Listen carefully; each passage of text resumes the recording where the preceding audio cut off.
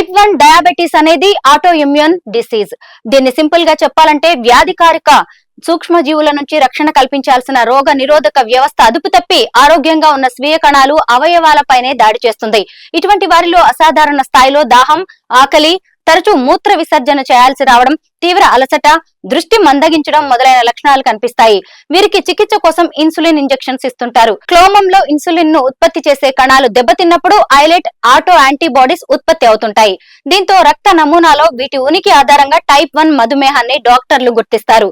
COVID-19 బారిన పడ్డ చిన్నారులో ఈ ఐలెట్ ఆటో యాంటీబాడీస్ స్థాయి అధికంగా ఉన్నట్టు ఇంతకు ముందు చేసిన పరిశోధనల్లో తేలింది. జర్మన్ శాస్త్రవేత్తలు మరో అంశాన్ని కనుగొన్నారు. ఐలెట్ ఆటో యాంటీబాడీస్ ఇప్పటికే కలిగిన టైప్ 1 మధుమేహం ఆరంభం దశలో ఉన్న చిన్నారులు కరోనా బారిన పడితే వారిలో టైప్ 1 మధుమేహ వ్యాధి లక్షణాలు చాలా వేగంగా బయటపడే వీలుందని కనుగొన్నారు. వాయు కాలుష్యం కారణంగా ఊపిరితిత్తులు పాడై క్యాన్సర్, గుండెపోటు సంబంధిత దీర్ఘకాలిక వ్యాధుల బారిన పడతారని డాక్టర్లు చెబుతున్నారు. అయితే కలుషితమైన గాలి పీల్చుకోవడంతో మధుమేహం వచ్చే ప్రమాదం ఎక్కువగా ఉంటుందని తెలుస్తోంది. ఇటీవల చేసిన అధ్యయనాల్లో ఇదే నిరూపితమైనట్టు శాస్త్రవేత్తలు చెబుతున్నారు. ముఖ్యంగా వాయు కాలుష్యంతో టైప్ 2 డయాబెటీస్ వచ్చే ప్రమాదం చాలా ఎక్కువగా ఉందని వెల్లడైంది.